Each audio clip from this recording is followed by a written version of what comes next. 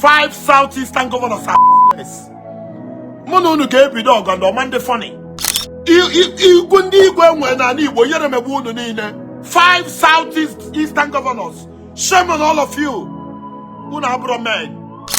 Asị na Mazi Nnamdi Kanu na-enwe organ failure.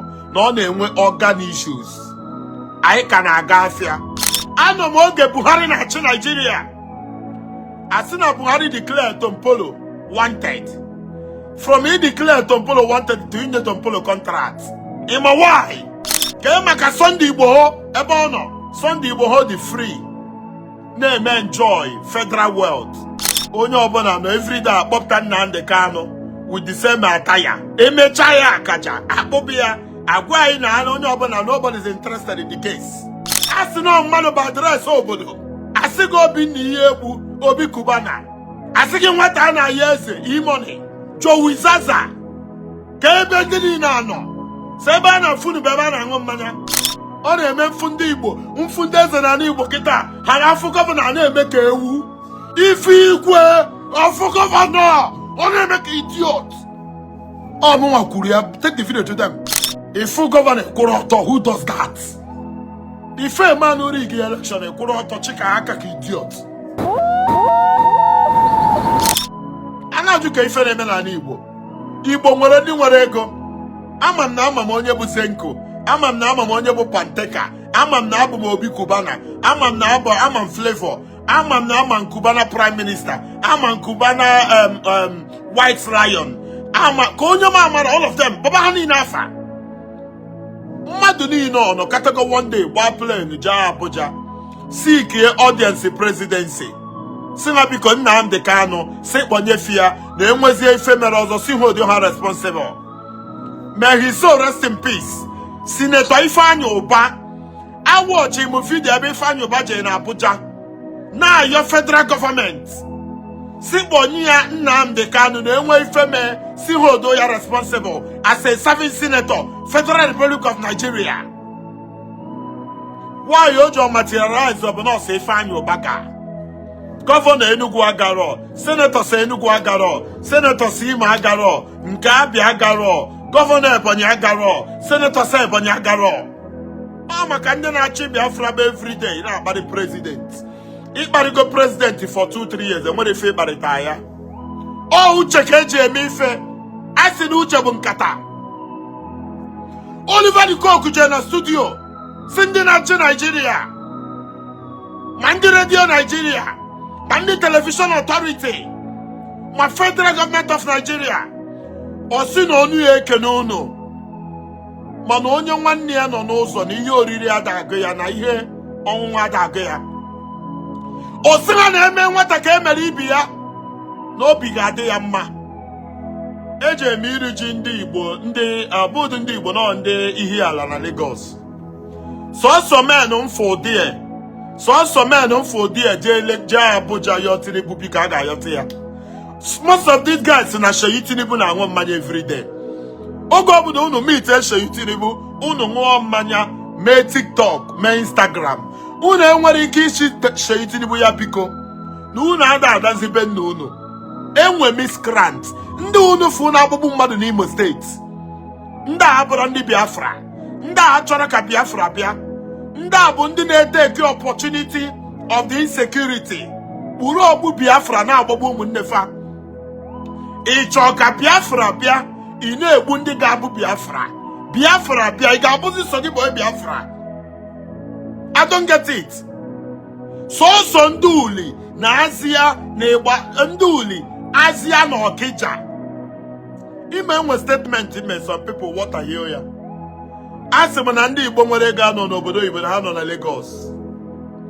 Asị na Mazi Nnamdi Kanu na-enwe organ failure na ọ na-enwe organ issues. Anyị ka na-aga afịa. Anyị ka na-azụ afịa. Anọ m oge Buhari na-achị Nigeria. Asị na Buhari declare Tompolo wanted. From he declare Tompolo wanted to inye Tompolo contract. Ima why? Onwe ndị na-akpọ ndị gbamaturu ọ dị ka ebe a ka Tompolo si. Asị na ịba ụgbọ ịkabịa baa moto wee jebe. They are bigger than federal government. Kemaka Sunday. Kemaka Sunday Igbo ebe ono.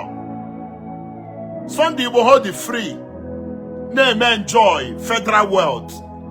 Mmadụ dịka e-money bụ onye Igbo. Achọrọ m ka unu na-ede afa ndị a na comment section ka nna akpọfa. Mmadụ dịka Emmanuel Emenike bụ onye Igbo. Mmadụ dịka Emmanuel Mikel Obi bụ onye Igbo. Mmadụ dịka Bokwa Ngozi Eze kwesịrị bụ onye Igbo. Mmadụ dịka Madueke bụ onye Igbo nke nwunye ya serve as minister before. Gụbanụ ndị Igbo gbasiri ike unu ma. Ama m oge Chukwu nke mafia Chukwu Emeka Eziife jee na Abuja baa akwa si kpọnye ya Nnamdi Kanu. Ọ sị ya so bịa kpọnyere ya. Ama m oge former aviation minister ke mafia.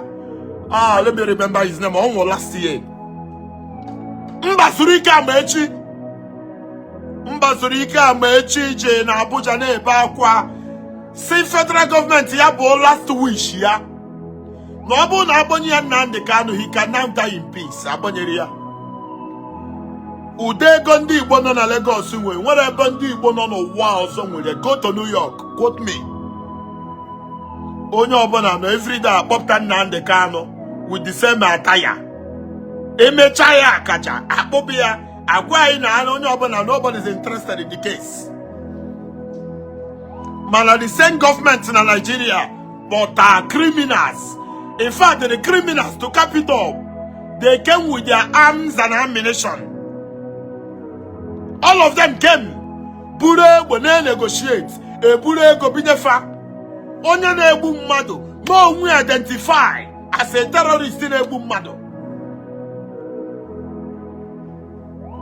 Ada eze na Ugbo bụ onye Igbo. Ọ bụrụ gọvanọ na-ebugharị ego. Ndị eze enwe na Igbo kịta yere megbuo unu niile. Unu niile bụ gọvanọ nyere unu certificate. Ọ eziokwu. Ikwu ọkpakam Soludo nara gị certificate. Ikwu ọkpakam Peter Mba nara gị certificate. Ikwu ọkpakam Hope Uzodimma nara gị certificate. Ikwu ndị Igbo enwe na Igbo yere megbuo unu niile. 5 Southeast Eastern governors. Shame on all of you. Unu abụrụ men. You value your seat as a governor more than the right thing to do. Jege Neto Chukwu. Oiko Oliver Liko Kwajibu #1. Sunday Akanete. Nwoke Zinifite. Asino mmadụ bụ adreesị obodo. Asịgo obi n'ihe egwu Obi Kubana. Asịgị nwata na ya eze e-money. Joe Wizaza. Ka ebe ndị niile anọ. Seba na food beba na aṅụ mmanya. Asị na a na-aṅụ mmanya a na-eme party na Ibiza unu niile jee. Mana unu enwere ike ịchata private jet unu ji aṅụ mmanya. Jee na Abuja. Si gọọmenti biko mmadụ onye gwara unu gbara ya mmadụ. Obviously enwe ndị nọ na-akparị federal government for many years. Mkparị niile enwere dividend. Unu jee yọọ biko. Chief Priest Yefu, Deputy Vice President, Seburana, Amami Yon Agwea. Chief Priest, enwere ike ịyọ VP Shetima, si abiko, na Nnamdi Kanu nwanne ya ka ị ka ga-esimi ya. Ndị Igbo yere megbukwu unu, ma senator, in fact, ma ata eze, ana m akpọ ma ata eze n'Ugbo. Ata eze is an elder statesman. Oge ọbụla ifuru ata eze, ya gara agwa gị bụ onye Babangida si mee ya bụ billionaire. Ata eze n'Ugbo. Prince ata eze n'Ugbo. Prince Ibechukwu. Ima people amara fire. Prince Ato Ibechukwu. Ọzọ Igbo ndụ. Ka ife agara eme n'ụwa hapụ na anyị Igbo hapụ ịba ata eze. And ata eze wee prince. Nwanne ya nwoke bụ Igwe. Ndị Igwe nọ n'ala Igbo from Ebonyi to Enugu to Anambra to Abia to Imo yere megbu unu niile. Ọ bụrụ na Igbo bụ Igwe n'ala Igbo yere megbuo gị. Ụdị ife ama mme na Niger Delta. Ọkwa Mpolo bakatara ike nyekata nsogbu egbu ihe ogbu Igwe. Ọ ịbịa na territory Mpolo ịbịa kpọrọ mmadụ. Ịbịa na territory Asari Dokuba ịbịa kpọrọ mmadụ. Ka o jee na Gbamaturu ebe onye na-azọ gọọmenti Tompolo ijabara mmadụ Nnamdi Kanu nọ na nga enenekata m onye anya mmiri ju m anya nsị ka m mee vidio akwụnwụrụ m ọdọ ndị Igbo shame on all of us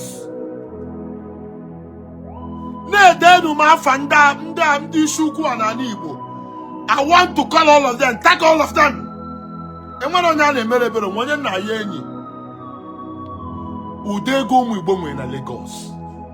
Ụmụ Igbo nọ na Lagos sọsọ ha jaa Abuja ha ga-enweta audience president. A ga-akpọrọ Nnamdi Kanu kponye ha, whether with condition or no condition, I don't care. Kiyene kene medi ya achọ m ka unu na-agba afa ha niile ka m na-emenshọn ha. Oge ọbụla asị gị onye nke a Joe Zaza, asị gị onye nke a E-Money, KC, B-Lord, Bitcoin Chief, all of them.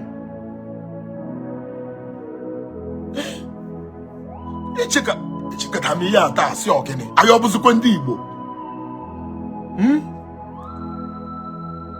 A sị na okwu a na-asa anya dị ebe ọsịsọ. Ndị Igbo onye mere anyị ife ha? 5 Southeastern governors are useless. Munu unu ga-ebido ọgọndọ Monday funny. For the fact in unu emere any attempt to release Mazi Nnamdi, you onye ọbụla na-achọ bụ the election. Governor Peter Ndubuisi Mba ije n'isi akịta re-election. Soludo re-election. Hope Uzodimma na-achọ onye ọ na-etinye. Alex Oti agbanigon afọ statement ya. Ọ na-ekwe nkwa na Mazi Nnamdi Kanu ga-apụta na the conversation na-abịrị ife a ga-agwa the public na ọ dịrọ good igwe public until ọ materialize ya, which is normal. Governor Ogbonnia Nwifuru, shame on you. Nwanne gị nwoke Nnamdi Kanu nọ na prison. Oge ọbụla ndị Hausa na-akwagharị ya, akwapụ ya, akwapụta ya for how many years? Onye nwanne ya nọ n'ụzọ. Peace mass, Maduka. APC. Kemaka APC. In a fair from Abuja to London. In Lagos to London. APC. Funny enough, when we fed across APC no, Burundi Igbo nobody yog. Kemaka Costaris. Kemaka innocent. Oge innocent na GT Bank inwe okwu. Okwandi Igbo bịara isi. Ina some men with that shame. Tony Elumelu, UBA. Satoni Elumelu, shame on you as well, all of you. Valo Zibo, all of you, shame on you.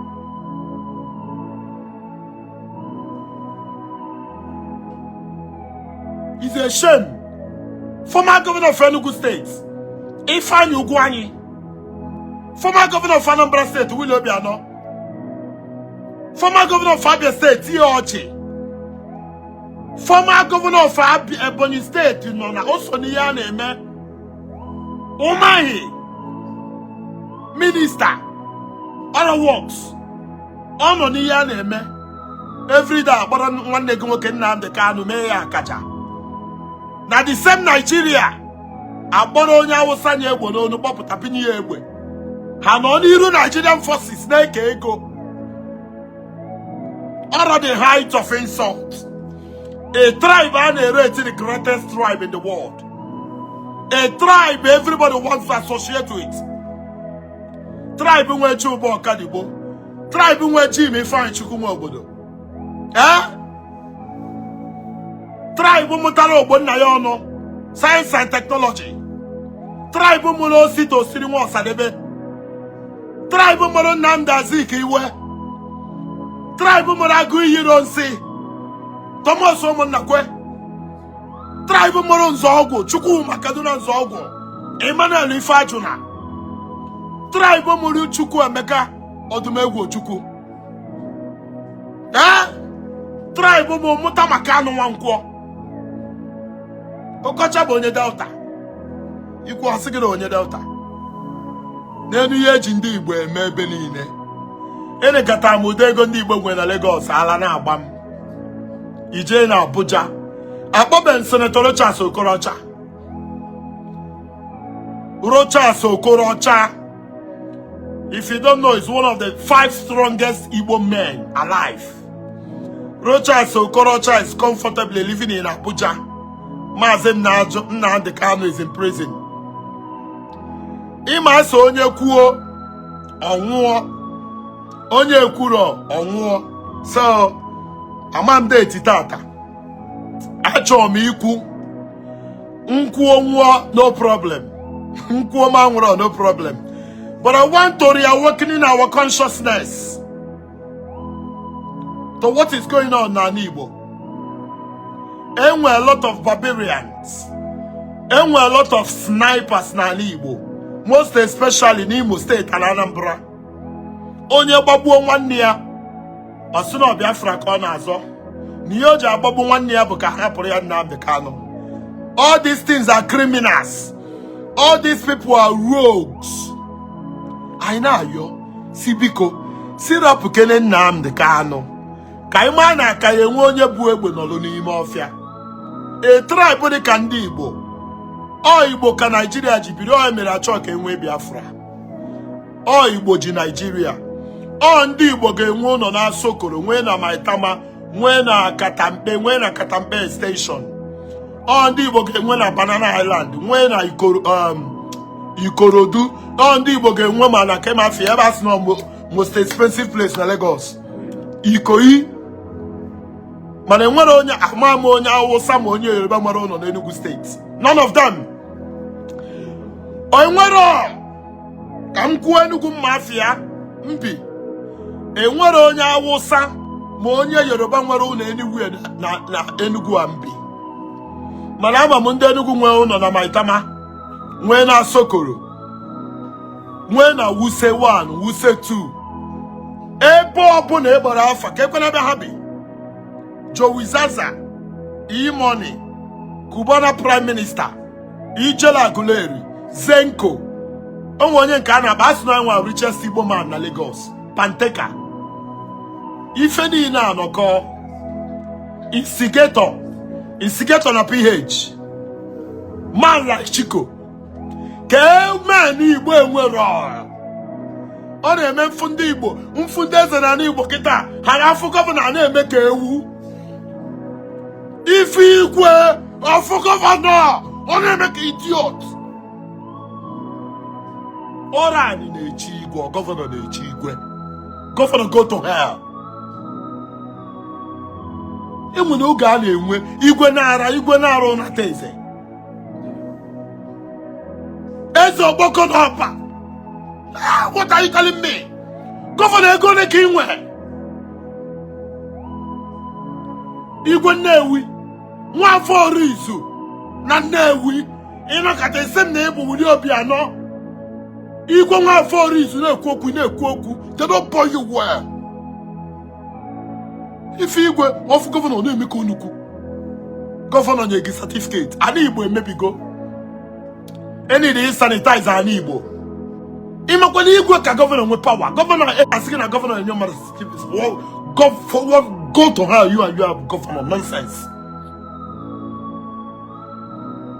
Imakwana Igwe ka governor with power. Governor 8 years. Igwe order for life. Hey! Kebe ndị Igwe ani Igbo no. Bunch of idiots. Oh, mama Kuria, take the video to them. Bunch of animals. A full governor, who does that? Igwe na Igbo. If a man who rig election, a Kuroto chika haka idiot. Hey! Imana wo governor ni Igbo, obo na obrogi ya egbu nyegi atom na bobuogi. Eze Sinachi. Afa mmado.